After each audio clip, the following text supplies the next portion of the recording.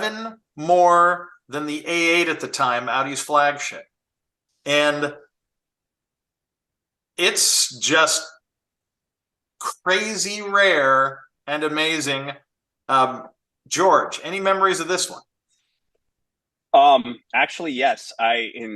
Technically these weren't really important. These were never on the NHTSA importable list until they were old enough to bring in, right? And they were built from what, 94, 95 with the production years. So plus 25, that's when you can import it. But in 1999, I encountered one in Pittsburgh in oddly enough pearl white, but with that Nogaro blue Alcantara interior. Is a very acquired taste color pattern, but somehow this car made it into the US. That was my first encounter, and it was otherworldly. You know, being an Audi enthusiast and who's not a Porsche enthusiast, seeing this melding of the two in one car is an interesting thing, right? Both companies at this time are, if you will, on the ropes, right? They're both kind of challenged for product, and they get together and they do this thing across two brands that you never see today. This sort of dual brands, Audi built by Porsche and with styling cues from both across it. It's a very interesting thing. I don't know if you know about. I've checked with there is a community of these owners, by the way, in the US. I've officially 21 have been imported, probably about 29 or 30 that we know of in the US. So 2,891 ever sold. And one of my funny moments working in Audi PR, I got a phone call one afternoon. Someone from Texas, hi, my husband just came back from the service, and a buddy of his gave him this car, and I'm here. I'm trying to figure out, what it is. Well, I'm like, well, ma'am, can you please tell me some more about it? And she explains, well, it's this like really bright blue, and it's a wagon. And I'm like, okay. And she's like, and it's got Audi rings, but like under the hood, it's got a Porsche logo. And I'm like, red calipers? What? Yes. And I'm like, okay, you have an Audi RS2. I don't know how you do, but you have an Audi RS2. And so I'm sending her information about it. And this is another car that George and I had the opportunity to drive at the 25th anniversary of Quattro. And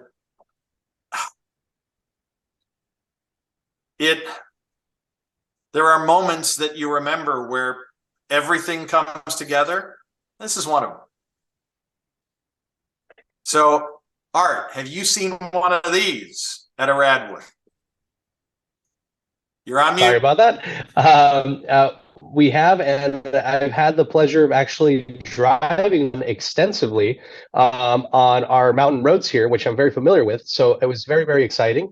And this particular car had an exhaust on it and nothing else, and it was the coolest sounding thing. I mean, it talk about this howl / whine, that these engines have.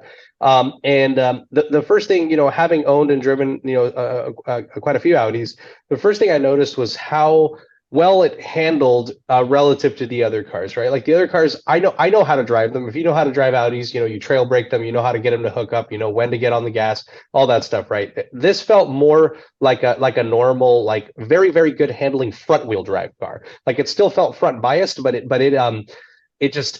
was way more neutral. And I was also very impressed by the build quality. Everything felt so substantial and so tight. Like it was just such an awesome car. The brakes were incredible. I believe they were from weren't they from like a 928 S4 or something? I can't remember, but I know they were big Porsche brakes on there.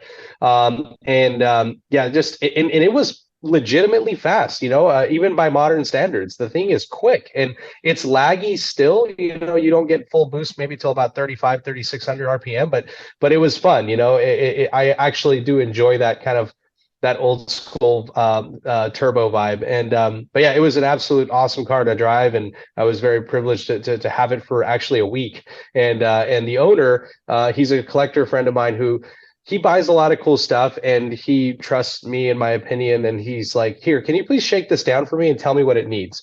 And so then I go and make a list for him, and this is, I'll try to be concise about this. I went and got tires for him because it was on really bad all seasons when I got it.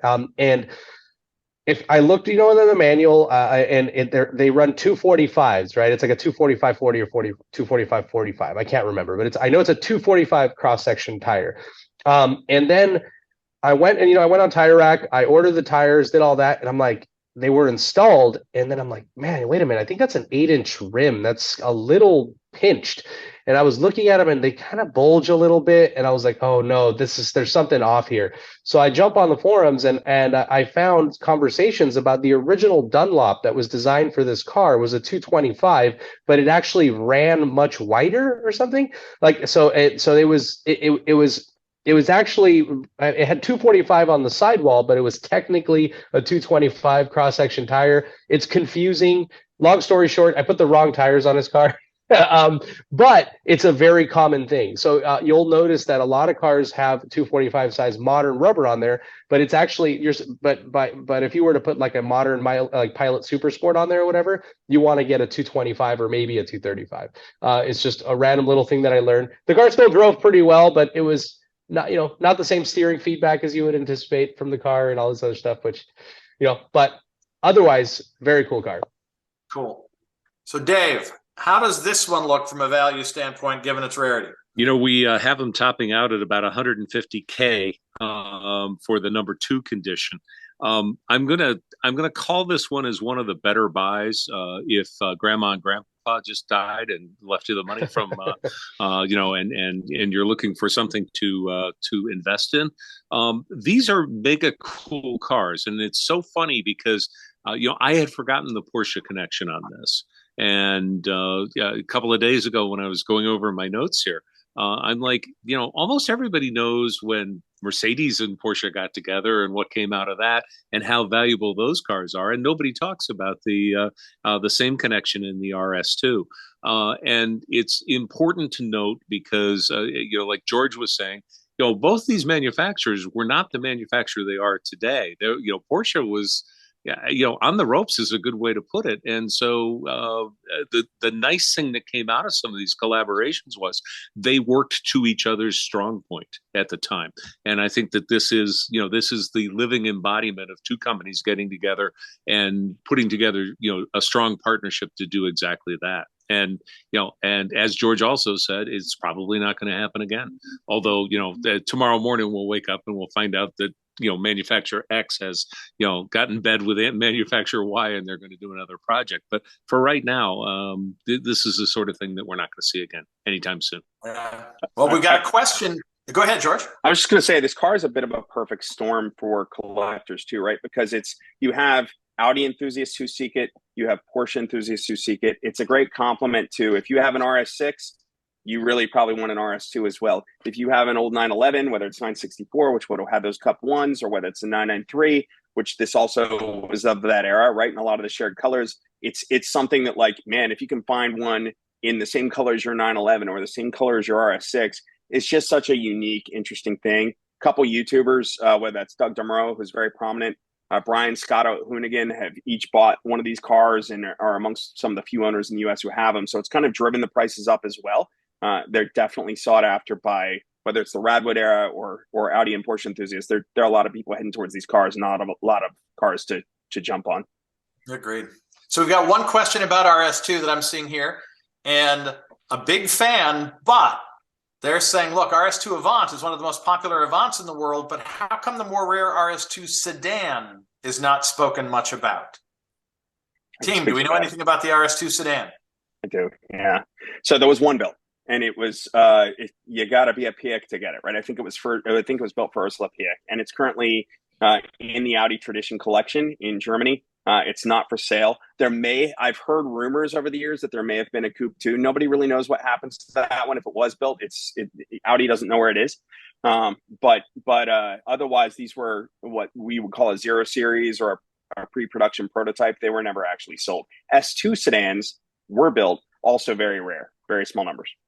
Thank you. And if you ever have the chance, go to Ingolstadt. The Audi Tradition Museum is lovely there, the Museum Mobile, and the Audi Tradition Garage nearby is worth a look. It's great collection there. Thomas Frank has built an amazing place. So, team, I'm going to now ask everybody, of the cars we picked, which one would you want to take home and have in your garage, and why? Dave, I'm going to start with you. Yeah, I'm gonna just I'm gonna give you the easy answer, the Quattro. It's a car that's now becoming much more understood. And when I say now, I mean in the last 3, 4, 5 years.